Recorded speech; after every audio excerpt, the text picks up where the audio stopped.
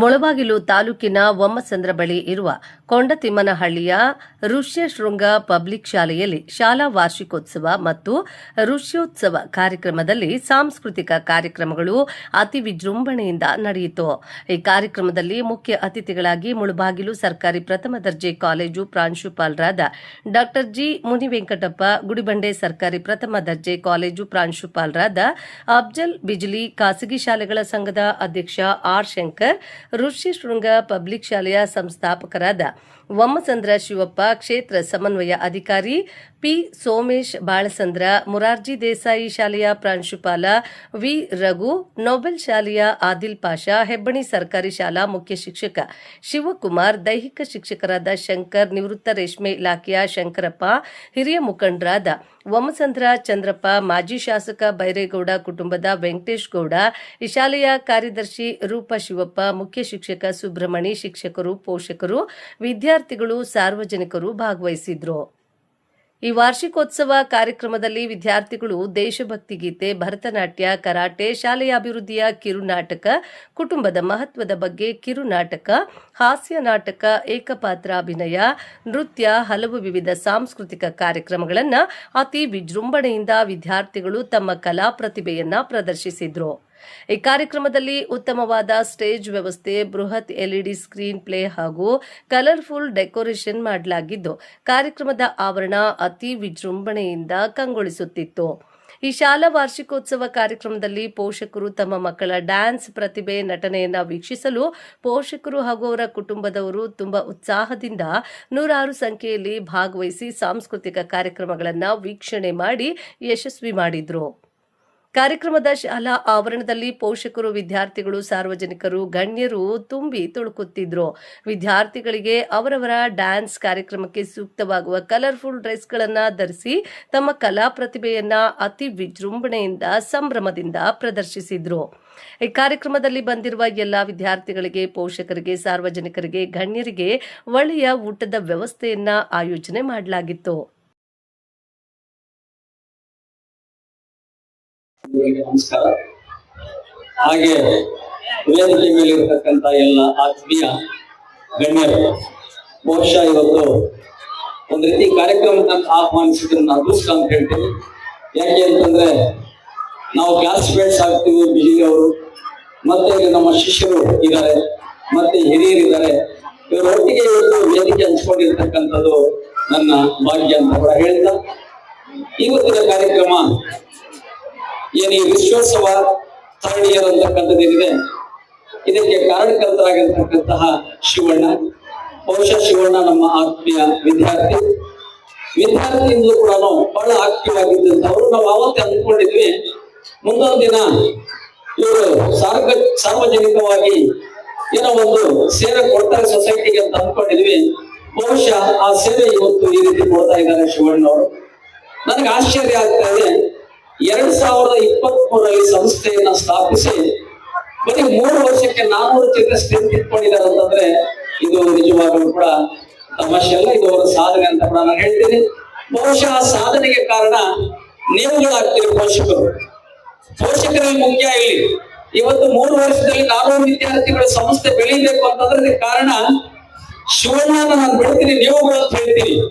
ಯಾಕಂದ್ರೆ ಪೋಷಕರು ಮುಖ್ಯ. ಇಲ್ಲಿ ಈ ಪೋಷಕರು ಏನೋ ಒಂದು ನಂಬಿಕೆ ಈ ಸಂಸ್ಥೆ ಮೇಲೆ ಇಟ್ಟಿರೋದ್ರಿಂದ ನೀವು 400 ನಮ್ಮ ಮಕ್ಕಳನ್ನ ಇಲ್ಲಿ ಸೇರಿಸಿದ್ದೀರಿ ಅಂತಂದ್ರೆ ಬಹುಶಃ ಆ ಒಂದು ನಂಬಿಕೆಯನ್ನು ಕಟ್ಕೊಂಡಿರ್ತಕ್ಕಂಥವ್ರು ಶಿವಣ್ಣ ಮತ್ತೆ ಅವರ ಒಂದು ಸಿಬ್ಬಂದಿ ವರ್ಗ. ನಾನು ಹೇಳಲಿಕ್ಕೆ ಇಷ್ಟಪಡ್ತೀನಿ, ಶಿವಣ್ಣ ಇವತ್ತೇನು ಪೋಷಕರ ಮೇಲೆ ನಂಬಿಕೆ ಇಟ್ಟಿದ್ದಾರೆ, ಈ ನಂಬಿಕೆಯನ್ನ ನಾವು ಇಮ್ಮಡಿಗೊಳಿಸ್ಕೋಬೇಕು ಅಂತ ಹೇಳ್ಬಿಟ್ಟು ಕೂಡ ಈ ಸಂದರ್ಭದಲ್ಲಿ ಹೇಳ್ತೀನಿ. ಬಹುಶಃ ಇಲ್ಲಿ ಸಿಬ್ಬಂದಿ ವರ್ಗ, ಒಳ್ಳೆ ಸಿಬ್ಬಂದಿ ವರ್ಗ ಇದ್ದಾರೆ, ಅದರಿಂದಾನೇ ಪೋಷಕರಿ ಸಂಸ್ಥೆ ಮೇಲೆ ನಂಬಿಕೆ ಇಟ್ಟಿದ್ದಾರೆ. ನಾನು ಶಿವಣ್ಣಗೆ ಹೇಳಿದೆ, ನಾನು ಇದು ಹೀಗೆ ಸಾಗಬೇಕು, ಹೀಗೆ ಸಾಗಿ ಇಲ್ಲಿ ನೀವು ಪ್ರಿನ್ಸಿಪಲ್ಗೂ ಕೂಡ ಇಲ್ಲಿ ಈ ಒಂದು ಜನ ಏನಿದ್ದಾರೆ ಈ ಒಂದು ಸ್ಥಳೀಯರು ಕೊಡಬೇಕು ಅಂತೇಳಿ. ಜೊತೆಗೆ ಏನು ಇವ್ರು ಹೆಸರಿಟ್ಟಿದ್ದಾರೆ ಬಹಳ ಚೆನ್ನಾಗಿದೆ ನೋಡಿ. ಅವ್ರ ಹೆಸರನ್ನು ಕೂಡ ಯಾವ ರೀತಿ ಇಟ್ಟಿದ್ದಾರೆ, ನಾರಾಯಣ ಗುರು ಎಜುಕೇಶನಲ್ ಟ್ರಸ್ಟ್ ಅಂತೇಳಿ, ಮತ್ತೆ ಋಷ್ಯಶೃಂಗ ಅಂತಕ್ಕಂಥದ್ದು. ಇದು ನಾರಾಯಣ ಗುರು ಎಂಬತಕ್ಕಂಥವ್ರು ಒಬ್ಬ ಸಮಾಜ ಸುಧಾರಕರು, ಕೇರಳದವರು ಇವರು. ಅಲ್ಲಿನ ಒಂದು ಸಮಾಜದ ಒಂದು ಸುಧಾರಣೆಗೆ ಬಹಳಷ್ಟು ಹೋರಾಟ ನಡೆಸಿದಂತವ್ರು. ಅವರ ಒಂದು ಹೆಸರಿಟ್ಟಿರ್ತಕ್ಕ ನಿಜವಾಗ್ಲೂ ಅವರ ವಿಶ್ವಮಾನವ ಅಂತ ನಾವು ಕರೀಬಹುದು. ಅಂತವರ ಹೆಸರನ್ನ ಟ್ರಸ್ಟ್ಗೆ ಇಟ್ಟಿದ್ದಾರೆ. ಇದು ನಿಜವಾಗ್ಲೂ ಕೂಡ ಶ್ಲಾಘನೀಯ. ಹಾಗೇನೆ ಋಷಿ ಶೃಂಗ ಇರ್ತಕ್ಕಂಥ ಇವತ್ತು ಶೃಂಗ ಅಂತಂದ್ರೆ ಪರ್ವತ ಅಂತೀವಿ ನಾವು. ಶೃಂಗ ಅಂದ್ರೆ ಪರ್ವತ ಅಂತ ಹೇಳ್ತೀವಿ. ಇಲ್ಲಿ ಆಕ್ಚುಲ್ ಆಗಿ ಶೃಂಗಗಿರಿ ಇವತ್ತಿನ ಶೃಂಗೇರಿ ಏನಿದೆ ಅದು ಶೃಂಗ, ಮತ್ತೆ ಈ ಋಷಿ ಎಂಬತಕ್ಕಂಥ ಋಷಿ ಶೃಂಗ ಎಂಬತಕ್ಕಂಥದ್ದು ಬಹುಶಃ ಈ ಸಂಸ್ಥೆ ಅದೇ ರೀತಿ ಏನು ಇವತ್ತು ಶೃಂಗೇರಿ ಸಣ್ಣದಾಗಿದ್ದಂತ ಶೃಂಗೇರಿ ಇವತ್ತು ಜಗತ್ ಪ್ರಸಿದ್ಧವಾಗಿದೆ. ಅದೇ ರೀತಿ ಇಟ್ಟಿರ್ತಕ್ಕಂಥ ಹೆಸರು ಬಹುಶಃ ಮುಂದಿನ ದಿನ ಇದು ನಮ್ಮ ಕರ್ನಾಟಕದಲ್ಲಿ ಹೆಸರು ಗಳಿಸುತ್ತೆ ಅಂತಕ್ಕಂಥ ಒಂದು ನಂಬಿಕೆ ಕೂಡ ನಮಗಿದೆ.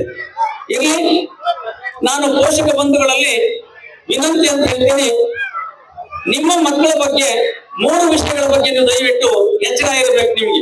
ನೀವು ಸೇರಿಸಿದ್ದೀರಿ, ನೀವು ಕನಸು ಕಾಣಿರ್ತೀರಿ. ಮಕ್ಕಳನ್ನ ಫಸ್ಟ್ ಸ್ಟ್ಯಾಂಡರ್ಡ್ ಯಾವತ್ತು ನೀವು ಸೇರಿಸ್ತೀರೋ ನಿಮ್ಮ ಮಕ್ಕಳು ಉನ್ನತ ಸ್ಥಾನದಲ್ಲಿ ಮಕ್ಕಳನ್ನು ನೋಡ್ಬೇಕು ಅಂತ ನೀವು ಆಸೆ ಇಟ್ಕೊಂಡಿರ್ತೀರಿ, ಕನಸು ಕಂಡಿರ್ತೀರಿ, ಕನಸನ್ನ ನೀವು ಕಟ್ಕೊಂಡಿರ್ತೀರಿ.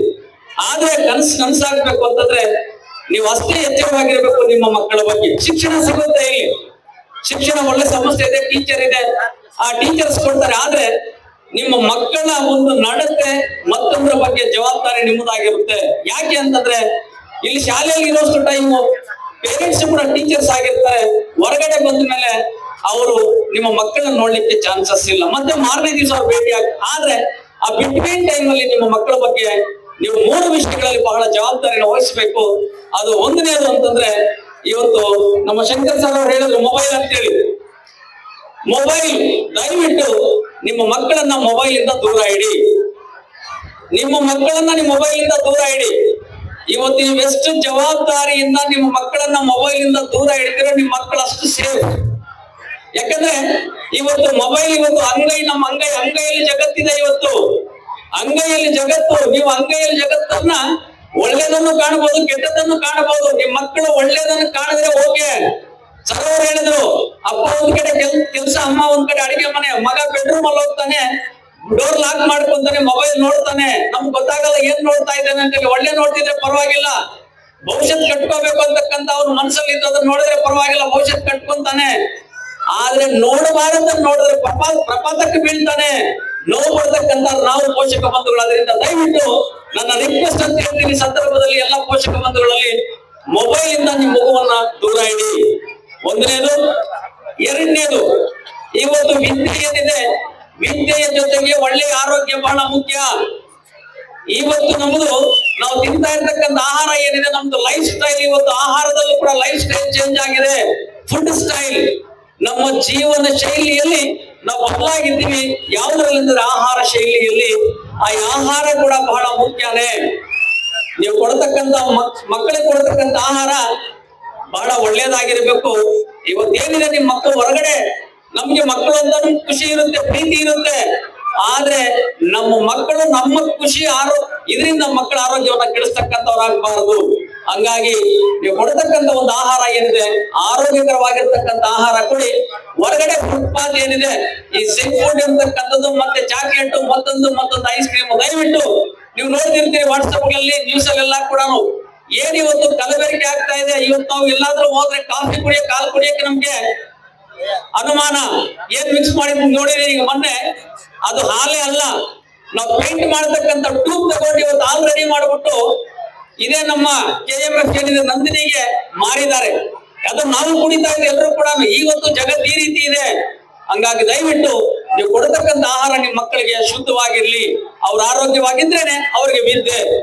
ಇದಿಷ್ಟು. ಮತ್ತೆ ಮೂರನೇದು ಬಹಳ ಮುಖ್ಯವಾಗಿ ಏನು ಅಂತಂದ್ರೆ, ಮಕ್ಕಳಿಗೆ ಮನೆಯಿಂದಲೇ ಒಂದ್ ರೀತಿ ಸೌಹಾರ್ದತೆ ಬಗ್ಗೆ ತಿಳಿಸ್ಕೊಡಿ ದಯವಿಟ್ಟು. ಈ ಒಂದೇ ಸಂತ ನಾವೇನ್ ಕರಿತೀವಿ, ನಾವೆಲ್ಲರೂ ಕೂಡ ಒಂದು ಮನುಷ್ಯರು ನಾವು ಅಂತಕ್ಕಂಥದ್ದನ್ನ ಮಕ್ಕಳಿಗೆ ಹೇಳ್ಕೊಡಿ ದಯವಿಟ್ಟು. ಇವತ್ತು ನೀವು ನೋಡ್ತಾ ಇದ್ದೀರಿ, ನಾವೆಲ್ಲ ಒಂದು ಕಡೆ ಮನುಷ್ಯತ್ವ, ಮಾನವೀಯತೆ ಬಿಟ್ಟು ನಡ್ಕೊಳ್ತಕ್ಕಂತ ಒಂದು ಸಂದರ್ಭಗಳು ನಮ್ಮ ಮುಂದೆ ಇದಾವೆ. ಇವತ್ತು ಆಗಬಾರದು.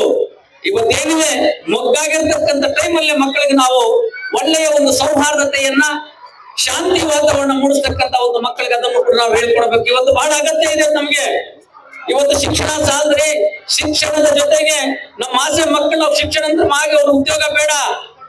ಮಕ್ಕಳು ಒಳ್ಳೆ ಬುದ್ಧಿ ಕೊಡಿ, ಒಳ್ಳೆ ಸಂಸ್ಕಾರ ಬರಲಿ ಮಕ್ಕಳಲ್ಲಿ. ಆ ಸಂಸ್ಕಾರ ಇದೆ ಅಂತಂದ್ರೆ ಸಂಸ್ಕಾರ ಅವ್ರನ್ನ ಉನ್ನತ ಸ್ಥಾನಕ್ಕೆ ಕೊಂಡೊಯ್ಯುತ್ತೆ.